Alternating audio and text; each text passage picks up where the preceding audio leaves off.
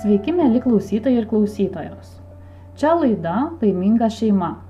Nuo šiol laidos pavadinimą Laiminga mama, laimingas vaikas keičiame į Laiminga šeima. Šiandien su jumis prie mikrofono Jurgita ir mūsų šios dienos tema – kaip smagiai ir naudingai leisti laisvalaikį su vaikais. Pirmiausia, jums ko gero kilo klausimas, kodėl apskritai apie tai verta kalbėti. Tada pagalvokite ir prisiminkite, kaip jūs palaikote santykius su savo draugais. Ko gero planuojate ir kartu smagiai leidžiate laiką. Taip nuolat palaikydami artimus santykius. Tad, jei malonus laiko leidimas su draugais yra jūsų santykių pagrindas, lygiai taip pat yra ir santykiuose su vaikais. Kuo dažniau ir smagiau leisite savo laisvalaikį su jais, tuo artimesnius santykius sukursite. Tuo dažniau ir vaikai patys norės su jumis būti, leisti kartu laisvalaikį, tiek būdami maži, tiek paaugliai, o gal net ir būdami pilnamečiai. Todėl šiandien kalbėsime apie tai, kaip smagiai leisti laisvalaikį su savo vaikais ir kad tas praleistas laikas būtų naudingas visai šeimai. Šiandien mūsų laidoje svečiuojasi 2 mergaičių mama Kristina. Sveiki. Kristina sutiko pasidalinti įdomią savo kaip mamos patirtimi. Ji yra išbandžiusi daugybę įvairiausių užsiėmimų su vaikais, kurie kasdienybę paverčia tikrų nuotykių. Tad, Kristina, pirmiausia, noriu tavęs paprašyti, kad papasakotum trumpai apie savo šeimą, apie savo dukrytės, kokios jos, kokio amžiaus, ką jos mėgsta. Mūsų šeima susideda iš 4 asmenų, tai mes tėvai ir 2 mergytės, 5 ir 10 metų amžiaus. Amžiaus skirtumas nemažas, bet jos abi yra smalsios, aktyvios, žingeidžios, nenustygstančios ir labai daug ko domisi, užduoda daug klausimų, todėl tenka juos atsakyti ir kažkaip įdomiai plėsti tas žinias jų. Kristina, o kaip jums, ar jums svarbu ir kodėl jums svarbu leisti laiką su savo dukrytėmis ir kaip jos į tai reaguoja, ar jos nori tą daro? Jos labai nori leisti laiką su mumis, su tėvais, nes tikrai visi dirbam daug ir to laiko kartu pabūti lieka tik vakarai paprastą dieną. Taigi, kaip tik grįžtam, taip pat puola ir pasakojasi dienos įspūdžius, taip pat kviečia kažką pažaisti ar paskaityti kartu. Mums taip pat aktualu, nes nenorime prarasti ryšio su vaikais ir žinoma visada smagu bendrauti su savo atžalomis, nes jos visą laiką nustebina, pradžiugina ir kartu moko, augina ir mus. Kristina, aš galvoju taip, kad turbūt dauguma tėvų, kai pradedam kalbėti apie tai, kad reikėtų kažkaip smagiai praleisti laiką visiems kartu šeimoje, ar tiesiog su vaikais, tarp mamai ar tėčiui. Tai pirmiausia, mes, aišku, galvojam apie tai, kad reikia kartu su vaikais išeiti į kiemą, išvažiuoti kažkur į gamtą, kitaip tariant, būti lauke, ar ne? Tai, bet greitai, atrodo, kad vaikui greitai nusibosta visi užsiėmimai lauke. Jeigu yra kažkokia žaidimų aikštelė kieme, tai ten galima pabūti keletą minučių, keliolika minučių, ar ne? Ir vaikui greitai nusibosta. Jeigu einam pasivaikščioti, dažnai vaikai vėlgi ten po pusvalandžio pradeda sakyti, kad mama, man jau nuobodu. Tai ką jūs darote tokioje situacijoje? Kaip sprendžiat tokias situacijas? Mes tikrai laisvalaikį stengiamės leisti lauke, nes manau, kad tai vienas iš sveikiausių laiko praleidimo būdų, bet to ir taip dažnai visi dirbam sėdimus darbus, vaikai taip pat nemažai laiko praleidžia grupėje, mokykloje. Ir jos noriai tą daro su mumis kartu lauke. Ir kai einame pasivaikščioti, aplankom aikšteles, po to visą laiką kartu turime kažkokių tai priemonių joms užimti. Vieni iš paprasčiausiai tai būna kreidelės, virvutės, kokia skraidanti lėkštė ar kamuoliukas. O toliau tie žaidimai savaime jos įsitraukia į žaidimus, kai būnam gamtoje, nes galima jų prisigalvoti įvairiausių. Nuo, tarkim, daiktų lyginimo, atstumų gretinimo, nuo įvairių fizinių tokių kaip ir pratimų, šokinėjimo, bėgiojimo, kas greičiau, kas toliau numes kažką, tarkim, Ir paskui jos taip įsismagina, įsitraukia, kad tiesiog nebereikia labai kažko sudėtingo ir galvoti. Gal tu kažkokių konkrečių pavyzdžių gali mums pasakyti? Žinoma, tarkim, jeigu mes vaikštame parke arba šiaip kažkokia aplinkoje, kur daugiau gamtos, tai jos labai nori stebi debesis, žino, kad jie būna kelių rūšių, tai vat irgi būtinai nusako, koks šiandien dangus, kokie tie debesis, jeigu jie yra.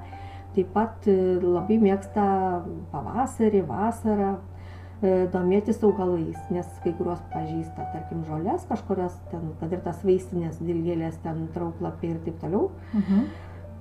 Taip pat nori žaidžia tuos žaidimus atpažink medelį arba pagal lapą, pagal jo sėklą irgi atpažink medį. Taip pat pasikalbam apie tai, kad dažnai lapų forma atspindi medžio siluetą. Ir galima pagal tai kažkiek spręsti, irgi palengvina spėjimą. Taip pat nori renka rudenį visų medelių sėklas, aišku, konkorėžiai, kaštonai, giliukai, vėlgi galima lyginti didesnis, mažesnis, sunkesnis, lengvesnis ir taip toliau. Žodžiu, apie tai nuolat kalbėtis apie visus tos dalykus, ar ne? Taip, nes vaikam rūpi ta gamta, ta aplinka mūsų ir daug tuo metu ir žinių susirenka.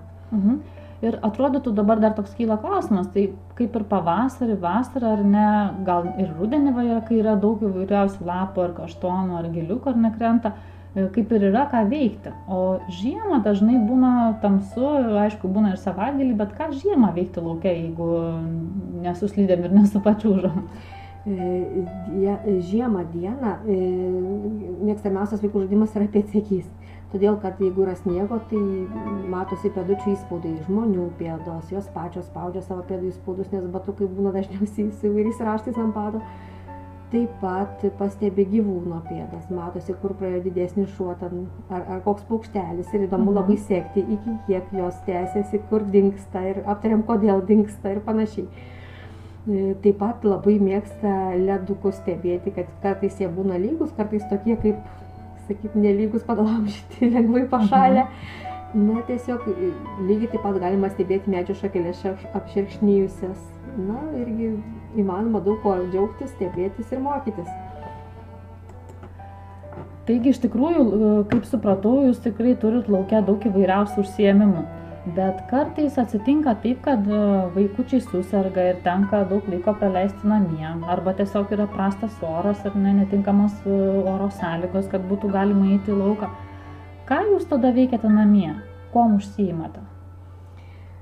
Namuose taip pat galima rasti įdomios veiklos. Yra šeimos tradicija savaitgaliais kažkiek laiko skirti naujų filmų peržiūrai vaikiškų su visa šeima. Taip pat mėgsta labai mergaitės lipdyti iš plastilinų. Mėgsta stalo žaidimus. Galų gale mėgsta pačios šeimininkauti ar padėti man virtuvėje. Ir visą tą veiklą taip pat galima paversti žaidimu įdomiu. Ir jos nori tuo užsiima. Minėjai, kad savaitgaliais žiūrite filmus kartu su visa šeima. Gal jūs organizuojat ir kažkokius pasisėdėjimus, ar šeimos vakarėlius, ar pižamų vakarėlius, ar dar kažką panašaus šeimoje? Taip, kai žiūrim filmus, žinoma, visi susikraustom į vieną vietą, ant vienos, sakykime, lovos ir stebim ir aptariam tuos filmus. Taip pat savaitgaliais visą laiką mergaitės aplanko senelis, atneša joms lauktuvių, kažkokių tai skanėstų, sakykime, ir taip pat visi susėdę, pasitaisom arbatos ir senelis dažnai papasakoja mergaitėms apie savo vaikystę, savo mokyklinius metus. Ir iš tikrųjų jom kai kas atrodo šiais laikais jau keista, bet labai labai įdomu. Ir žinoma, jis pasakoja tokias situacijas, kur galima iš jų kažko pasimokyti. Ar tai kaip nesielgti, ar kad kaip tik reikėtų pasielgti, kad, žodžiu, padeda jom taip pat tobulėti, augti. Ir jos įsitraukia į tą pokalbį kartu, ar ne? Taip, ar dalinasi turbūt savo patirtimi? Žinoma, jos parsineša darbelius savo iš mokyklos ar piešinukus iš darželio ir taip pat parodo, papasakoja, kaip joms sekasi, o kokios situacijos būna pas jas kolektyvuose. Iš tikrųjų, tokie pokalbiai tikrai turbūt sukuria labai šiltus santykius su vaikais, ar ne? Ir senelis, ko gero, yra numylėtinis mergaičių, Tikrai taip. jeigu taip su jom bendrauja ir dar džiaugiasi jų rankdarbiais, piešiniais. O sakykit, Kristina, ar jūs namie su vaikais irgi galbūt va čia užsiimat kokiais nors rankdarbiais, ne tik iš mokyklos parsineša, bet gal ir namie laisvalaikiu kažką darot ir tada įdomu, ką darot? Taip, užsiimam rankdarbiais. Žinoma, vaikai visą laiką mėgsta kažką tai piešti, klijuoti, tarkim, padarom keletą paprastų darbelių, kad ir surišti kutą kažkokį, tai labai smagus darbelis, rankytės lavina. Taip pat didžioji bando megzti, nes aš mėgstu megzti. Mažoji taip pat stengiasi padėti man, nors aišku, jai dar sunkiai sekasi. Galima ranka paprastą pinelę nerti, tai moka abi ir tuo labai patenkintos. Taip pat esam gavę įvairių dovanų, ten tarkim vitražo rinkinį, kurį galima pasidaryti, ant stiklo tokius darbelius. Taip pat, žinoma, nori lipdo iš plastilino. Siuvinėt dar neteko, bet būtinai pabandysim. Kaip lankstymas iš popieriaus? Ar mėgsta lankstyti? Čia, kiek žinau, vaikai dažnai mėgsta tokius dalykus. Tikrai labai mėgsta lankstyti iš popieriaus. Ir kas džiugu, tai lavina labai tą smulkiąją motoriką vaikučių. Ir taip pat leidžia jiems tobulėti ir kartu mąstymą lavina tą erdvinį. Labai mėgsta lankstyti. Paskui ypač smagu laivelius lankstyti ir paskui paleisti ar vonioje, ar pavasarį kokioj balutėje. Reiškia, dar galima susijęti tos žaidimus, ką mes veikiam namie, persikelti paskui į kiemą, į lauką, arba išvažiuoti kur nors į gamtą. O kaip su stalo žaidimais? Ar mėgsta žaisti stalo žaidimus? Nes paprastai mamos norėtų kaip ir vaikams daug tų žaidimų pasiūlyti, bet kartais judresni vaikai neilgai sėdi prie stalo, ar ne? Tai kokius žaidimus jūs žaidžiat, kaip jūs sudominat stalo žaidimus? Manau, kad stalo žaidimai gal labiausiai tinka vakarop, kai reikia šiek tiek apsiraminti, bent jau visos dėlionės tam tikrai labai tinka. O tokie aktyvesni, kaip tarkim Monopolis, Alijas ir visi kiti panašus, arba tie su ridenimo kauliukais stalo žaidimai, žinoma, vaikams labai džiugus, jau jie tokie audringesni šiek tiek tampa, nes daugiau emocijų, daugiau azarto. Ir tiesiog manau, kad net nereikia labai sudominti, jos mielai pačios žaidžia, tiesiog reikia laiku galbūt pakeisti veiklą aktyvesnę į pasyvesnę, tiesiog matai pagal vaiką, ar jam reikėtų apsiraminti šiek tiek, ar jam reikėtų kaip tik jį gal suaktyvinti, pralinksminti ir tiesiog labai jie noriai pasiduoda, lengvai užsikrečia. Vadinasi, stalo žaidimus irgi reikėtų parinkti atsižvelgiant į vaiko nuotaiką, ar ne, į galbūt paros laiką, ar vaiko pomėgius. Bent jau mums tai padeda tikrai. O kaip su virtuvė? Jūs turite 2 mergaitės. Kaip suprantu, jūs minėjot, kad mėgsta šeimininkauti. Gal truputėlį plačiau galėtumėt papasakot, kokie užsiėmimai virtuviai, ką mamos galėtų duoti mergaitėm, o gal net ir berniukam, gal turit patirties, tarkim, draugių patirties, kad ką berniukai ar mėgsta kažkom užsiimti virtuvėje, nes paprastai mamos bijo įsileisti, ar ne, bet ta baimė yra galbūt todėl, kad reikės tvarkytis daug, ar ne, kad galbūt vaikai kažko nepadarys, gal kažką išpils ar išvers. Tai kaip jūs į tai reaguojat ir ko jūs užsiimat virtuvėje? Aš pradžioje irgi, kol mažoji mergaitė buvo jaunesnė, tikrai bijojau labai duoti jai daug šeimininkauti, nes akivaizdu, kad ir koordinacija, dar ir motorika ta silpniau išsivysčiusi ir tikrai galvojau, kad bus baisu. Bet iš tikrųjų vaikai labai noriai daro, labai įsitraukia, labai nuoširdžiai. Ir netgi buvau nustebus, kai 2 metų vaikas puikiausiai patepė kibinus, sakykime, kiaušinio plakiniu. Ir, ko atrodė negalėtų pagal savo amžių padaryti, tai tiesiog nereikia gal bijoti leisti jiems.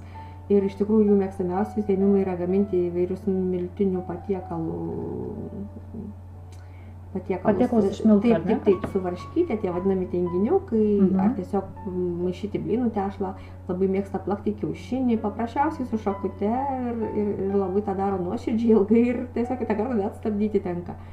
Taip pat labai mėgsta raityti įvairias bandeles, mėgsta keksiukus kepti, žodžiu, noriai visur padeda ir tiesiog užtenka nueiti į virtuvę ir iš karto, mama, ką darai, ar galiu padėti.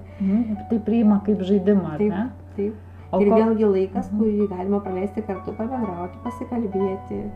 O jos padeda pasirinkti receptą, tarkim, ką mes šiandien kepsim, ar ten ką virsim? Žinoma, turi mėgstamiausių, turi vaikiškų valgio gaminimo knygų ir dažnai jas mėgsta skaityti, netgi tai pasakos kitą kartą ir paplanuoti, ką mes jau čia savaitgalį galėtumėm pasigaminti ar išsivirti, išsikepti. Gal išduotumėt paslaptį, koks mėgstamiausias mergaičių patiekalas ir pasidalintumėt su mamom, nes manau, kad tikrai ne vienai būtų įdomu iš tikrųjų išbandyti. Tiesiog labai pasilgsta tinginiukų, kuriuos pačios tiesiog, aš tešlą padedu užminkyti, bet jau paskui formuoja, pjausto jos pačios ir tai daro greitai, su džiaugsmu. Taip pat labai mėgsta gaminti keksiukus, mėgsta blynus, maišyti tešlą, kepu jau aš pati. Na ir... Jeigu tie tinginiukai mėgstamiausia, tai kaip ten jas iš ko jas gaminat? Išduokit paslaptį mamoms. Tiesiog, kad būtų puresni, minkštesni, dedam kiaušinio trynį, pakelis, nedidelis pakelis varškės ir miltai. Tai čia jau nėra saldumynas, net tas tinginys ar ne, kuris ten saldus patiekalas, bet tai jau būtų visai pilna vertė vaikui vakarienė, o gal net ir pusryčiai savaitgalio. Tuo labiau, kad juos galima pagaminti ir saldžius, ir galima sūrus, kaip su sūrio varškė, tiesiog kaip sūriai, kad būtų skonis panašus toksai, čia priklauso nuo pomėgio. Tikrai labai daug informacijos gavo mano mamos apie tai, ką galėtų veikti virtuvėje. O dabar dar norisi paklausti apie tai, kad reikėtų kaip ir su vaikais, ar ne, dauguma mamų galvoja, kad reikėtų skaityti knygeles, pasakas įvairiausias, galbūt apsakymus jau vyresniem vaikam ar dar kažkokias knygutės. Kaip jūs darot? Ar jūs skaitot, ar mėgsta mergaitės skaityti, ką jūs skaitot? Ar jos pačios jau skaitot? Vyresnioji mergaitė, žinoma, skaito pati. Ir aš stengiuosi paskaityti tą patį, ką skaito ji, kad tiesiog žinočiau, kuo ji gyvena, kas ją džiugina, galbūt kitą kartą irgi patarti kažką ar išsiaiškinti kažkokią situaciją, kas toje knygoje. Mažesnioji labiau mėgsta pasakas, kaip ir visi jaunesnio amžiaus vaikai. Ir jeigu jau vakare paprašo paskaityti mažoji kažkokią išrinktą pasaką, tai būtinai šalia prisiglaudžia ir vyresnioji mergaitė ir vėlgi tą laiką gražiai šauniai leidžiam. Nes tiesiog jai gal prisiminimai iš vaikystės, iš jaunesnio amžiaus. Na, o jeigu būna kažkoks tekstukas sudėtingesnis, sakykime, tai vėlgi mažoji noriai klauso ir klausinėja, kas jai neaišku, tai tuomet aptariam, aiškinamės. Vadinasi, klausyti skaitimo irgi mėgsta, ar ne? Labai patinka. Tikrai aptariam labai daug užsiėmimų, ką galima veikti su vaikučiais namie. Tačiau kartais būna taip, kai reikia važiuoti į kokią nors tolimesnę kelionę, tarkim, kad ir į kitą miestą, aplankyti giminės, senelius ar panašiai. Ir vaikams tenka ilgai sėdėti mašinoje. Aišku, jiems labai nuobodu. Gal, Kristina, jūs irgi turite tokios patirties, ką jūs veikiate mašinai, ar kelionėje, ar tam autobuse, ar traukiny, be važiuojant? Gal kažkokių užsiėmimų irgi žaidimų turite su vaikais? Važiuojant mašina, kai jau atsibosta darytis per langus, vaikam taip pat pradeda trūkti veiklos ir tada mes mėginame minti mįsles. Taip pat žaidžiame mėgstamą vaikų žaidimą valgomas, nevalgomas. Žodžiu, kai pasakai kažkokį tai daikto pavadinimą, ar valgom ar nevalgom, ir vaikas turi sureaguoti staigiai, ar ten, tarkim, suploti, arba pasakyti greitai valgomas ar ne. Taip pat vaikai labai mėgsta spėlioti žodžius, kai pasakai žodžio pirmą raidę ir paskutinį. Ir tuomet per keletą kartų turi įminti, koks tai žodis. Labai geras žaidimas yra žodžių garsinį analizę įtvirtinti, kas labai reikalinga yra prieš mokyklą ar pradedant mokytis pradinėse klasėse, būtent pirmoje klasėje. Tai yra, kai reikia, pasakai vaikui žodį, o jis turi paraidžiui išvardinti visus garselius. Kokius garsus girdi? Tai padeda jiems paskui mokykloje geriau rašyti, skaityti. Na ir dar viena iš mėgstamiausių veiklų yra dainuoti važiuojant. Ir tos dainelės gali būti pačios įvairiausios, nuo populiarių, kur girdime per radiją, iki vaikiškų, kurios, tarkim, kaip ir Žalią pupą sodinau ir panašiai, kur visa eiga, seka viso to proceso, taip pat vaikus skatina mąstyti, galvoti, kaip išauga tas augalėlis nuo sėklytės. Na tai gal... Na ir to pačiu prisiminti turbūt tas dainelės, kurias vaikučiai girdi per vaikų radiją, ar ne, kaip tai dabar mamos klausosi ir čia pastoviai nuolat visą parą, ar ne, eina visokios dainelės vaikams ir tikrai mamos ir vaikučiai, kurie klausosi daug dainelių, galbūt jau iš čia, iš radijo stoties išmoko ir gali jas prisiminti. Aš dar savo ruožtu šiek tiek irgi noriu pasidalinti savo patirtim, kai man tenka važiuoti kartu su vaikais mašinoje. Dar yra tokie žaidimai, kaip, pavyzdžiui, stebėkim kiekvienas savo pusėj langą, ne, ir aš žiūriu prie vieną langą, kitas vaikas žiūri prie kitą langą, ten sesuo ar brolis, ir mes skaičiuojam, tarkim, šuniukus, ne, arba kelio ženklus, kas kurioj pusėj kiek pamatys, arba ten kokias geltonas mašinas, ar dar tokius retesnius galbūt dalykus, ar ne, kad vienas daugiau, kitas mažiau, arba ten skirtingus, bet galima dar skaičiuoti. Ir tas, kad atspėti žodį, irgi iš tikrųjų yra labai populiaru, vaikams labai patinka. Ypatingai jiems smagu, kai jie patys, ar ne, kai ne mama sugalvoja kokį žodį, kuris vaikas turi, bet jeigu jie sugalvoja ir tenka mamai ir tėčiui atspėti, ar pas jis irgi tai būna. Taip, labai džiaugiasi, kai mums tenka palaužyti galvą. Na kągi, iš tikrųjų, kelionėje su vaikais tikrai galima prigalvoti įvairiausių užsiėmimų ir smagiai praleisti laiką, taip kad net ta kelionė neužtruktų. Tačiau būna tokių situacijų, kai kažkur tai reikia palaukti, ne kelionė, kai nėra lango ar ne, kai niekas aplinkui nejuda. Tarkim, ateinam į polikliniką ir mums tenka laukti pusvalandį, kartais valandą eilėje. Arba, tarkim, vaikučiai, kurie lanko kažkokius užsiėmimus, jiems reikia laukti savo pasirodymo eilės. Ar dar tikrai atsitinka taip, kad reikia su vaikais tiesiog kažkur tai palaukti ir pabūti ramioje aplinkoje. Kaip juos tada užimti? Ar jums tenka pagalvoti apie tai, kaip užimti tuos vaikus, kad jiems smagus tas laukimas būtų?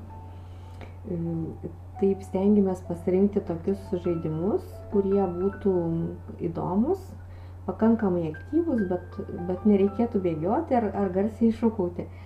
Tai labai mergaitės mėgsta statyti delniukų bokštą. Tai kai visi iš eilės dedame viens po kito delniukus, viens kitam ant rankytės ir paskui antros rankytės delniukus vėl tą pačią eilę. Ir tas, kurio delniukas apačioj, ištraukia ir vėl deda į bokšto viršų. Ir va šitaip visi, kurių delniukai lieka apačioj, turi suspėti ištraukti ir gražiai eilės tvarka vėl sudėti į viršų. Tai šitas žaidimas būna labai smagus, vaikam įdomus ir mielai labai žaidžia jį. Tikriausiai daug juoko, grįžtavimo, ar ne, kas greičiau ištrauks tą delniuką. Taip. Kartais tas bokštas net sugriūva, kai padidinam tempą. Taip pat dar yra žaidimai taip pat delnais, kurie skatina koncentraciją, dėmesį. Tai yra tiesiog delniukų žaidimas, kai suploji delniukais, o po to ploji dar kartelį su viena ir su kita ranka. Tai čia žaidžiant dviese, ar ne? Taip, žaidžiant dviese. Daugumą tikrai esame išbandę, kaip vienas kitam ar ne į delnus pliauškam. Greitinti tempą ir šitas žaidimas gal jau šiek tiek toks ir šiek tiek triukšmingesnis, garsesnis, nes irgi netrūksta ir grįžtavimo. Ir taip pat be galo vaikučiams patinka, nes jie turi aktyviai stebėti, kurią rankytę sumušti, kad nesuklysti. Na, tikrai aptariam daug įvairiausių užsiėmimų, ką galima su vaikais veikti belaukiant, bet dažniausiai vaikai nori, aišku, imasi įvairiausių žaidimų, užsiėmimų, tačiau atsitinka taip, kai vaikai būna irzlus, pikti ar pavargę ir taip dažniausiai būna tada, kai vaikučiai serga, kai jie guli lovoje, kai reikia jį išlaikyti lovytėje, kad jis neliptų, kad jis nebėgiotų po namus ar ne, arba kai jis tiesiog ir neturi jėgų bėgioti, bet labai norisi to dėmesio. Ir mamos dažnai nebesugalvoja, kągi veikti su tais sergančiais vaikučiais. Gal tu turi, Kristina, dar patarimų būtent ir toms mamoms, kurių vaikučiai, tarkim, ir šiuo metu serga ir juos reikia kažkaip užimti. Ką su jais galima veikti? Mums labai sekasi tuo metu klausytis pasakų. Ilgesnių ar trumpesnių, paprastai vaikai išsirenka patys, turi kažkokių mėgstamų ir prašo paskaityti arba pasekti. Taip pat labai patinka, jeigu šiek tiek vaikutis geriau jaučiasi, kai sekam pasaką visa šeima, kažkokią tokią susijusią gal su jo svajonėm. Kai vienas sakinukas sako mama, tarkim, pradeda, kitą sakinuką ligoniukas, trečią broliukas ar sesutė ir gali įsijungti ir tėtis. Ir taip kartu visi būnam vėlgi glaudus tie santykiai ir ryšiai, palaikom tą ligoniuką, kartu jis gauna pakankamai dėmesio, nes sergantis vaikučiai paprastai jo nori daug ir reikalauja. Ir kartu vėlgi visa šeima gražiai pasibūnam kartu, pabendraujam ir gražiai jaukiai praleidžiam vakarą ar popietę. Paprastai vaikučiam tai labai patinka, tampa žvalesni ir geras stimulas sveikti, nes kad svajonės išsipildytų, reikia stiprėti, reikia uoliai gerti vaistukus, reikia pakankamai miegoti, gerti daug skysčių. Tai šitaip užsižaidę tikrai stengiamės vykdyti visas gydytojo rekomendacijas ir greičiau pasveikti. Tikrai ačiū tau, Kristina, pasidalinai savo patirtimi ir panašu tai, kad pasidalinai savo patirtimi ne tik kaip mamos, bet ir kaip specialistė, ar ne? Nes jaučiu, kad tikrai labai daug žinai apie vaiko ugdymą.